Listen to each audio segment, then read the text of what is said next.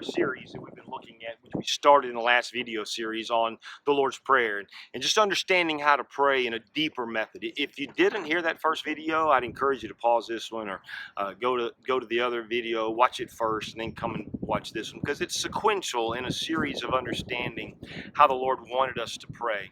You see, He said in that prayer, our Father who art in heaven, holy is your name.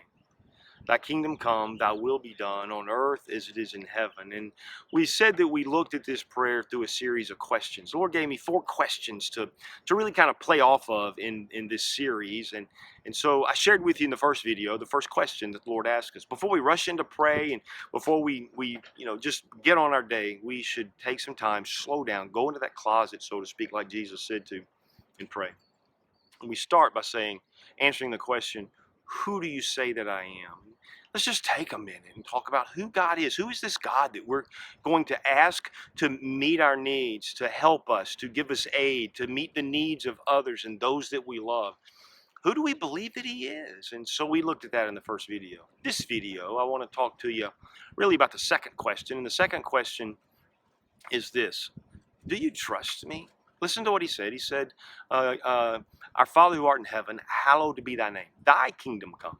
Thy will be done on earth as it is in heaven. The statement that He's telling us is, trust Him. Listen, we want God's will over our will. Now, that's a scary place to be, I know, because in us is the ability to think that we know more about God, about what we need, than what He does. And so we tend, if you're like me, we tend to scribble out on a piece of paper what it is that we want. And we kind of hold it up to God, say, God, just sign here on the dotted line, make it happen, I'll be on my way, and I won't bother you until I have another crisis. Well, the reality is sometimes it's through the difficulties that we find that place that we really wanted to be and our heart longed for. And so there has to be this pause before we tell God what it is that we think we need, that we at least begin to say, God, I really want what you want over and above what I want. It's a trust factor involved there. Do you believe? It goes back to, do you believe who you're praying to? Do you believe that God loves you? That He wants for you more than you want for yourself? Do you really believe that every morning when you wake up, there are new mercies at your bed that He's given to you through the night when you slept? That's what Jeremiah said. Their mercies are new every morning. Great is His faithfulness. And so I see God that way. And it's important that we understand the God that created us, the God that gave us salvation through Christ, wants us to live a better life than we want to live. And so there comes this place where we have to trust Him. Sure, we're going to tell Him what our needs are, because it's how we do in this life. And He says, you have not because you ask not. And so we're going to pray and we're going to ask God for things. But there has to be this question that's answered in the back of our mind before we begin to pray. And that is this: do you trust me? He says. Do you believe that my way is going to be better than your way? Sure, ask me what you want, but why don't you leave the getting there up to me? Now, let me tell you a couple of stories, and then we'll get on down the road today.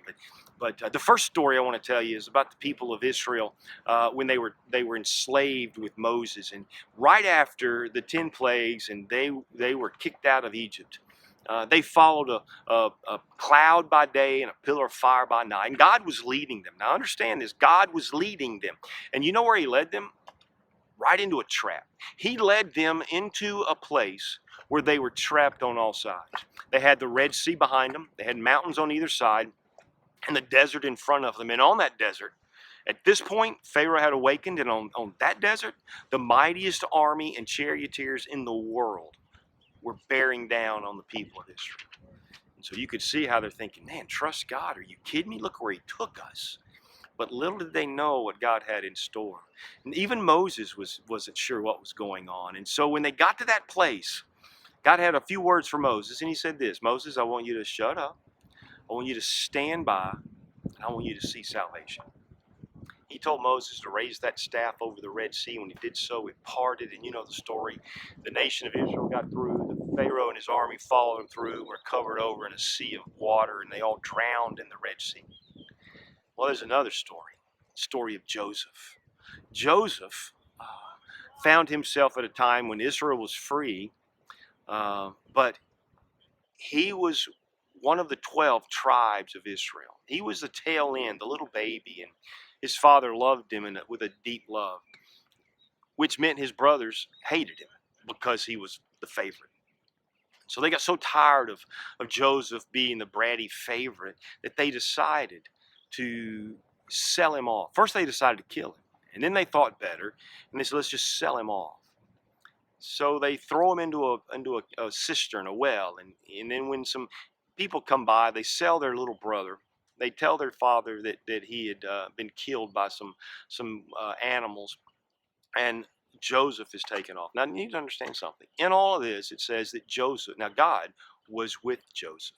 So Joseph gets to where he's going, and he begins to rise in a very wealthy man's house, and he's accused of raping the man's wife, of which Joseph didn't. He fled and was trapped, and it says he was thrown in prison. And again, it says this, and God was with him. And then there's some other men thrown in that jail with him. And as it was their time to get out and go before the king for their freedom, Joseph gave some encouragement and answered some dreams. He said, don't forget me when you get out there, and tell the king that I'm in here and I don't belong in here. Oh, they forgot. And it says, yet God was with Joseph. Now, if you're like me, there comes a point where I'm thinking, hey, God, could you go be with somebody else? Because every time you're with me, it seems like I find myself in a deeper and deeper hole. And if we're not careful, we think this is not what I want, but God was taking him somewhere. So he gets out of prison.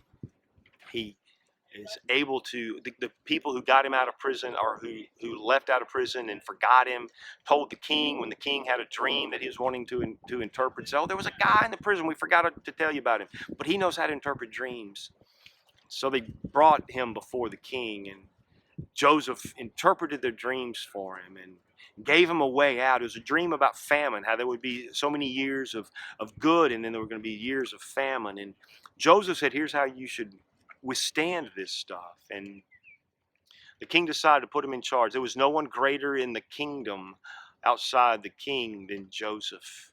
And Joseph cared for the nation of Egypt, and he brought his family to him, and they were redeemed because God took Joseph in a bunch of difficult situations before he got him to where ultimately Joseph would have wanted to be all along, and where God wanted him to be.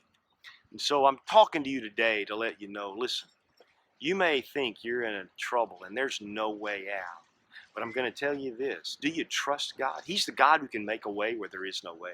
He's a God who can shut the lion's mouth, and who can keep a furnace from burning you up. He's the God who can part the waters. He's a God who can take your life, though your family and friends wanted to kill you. He can bring you to a place of prominence. He can do all of those things. Listen, when you pray to God, I want you to listen to those two questions. Who do you say that he is?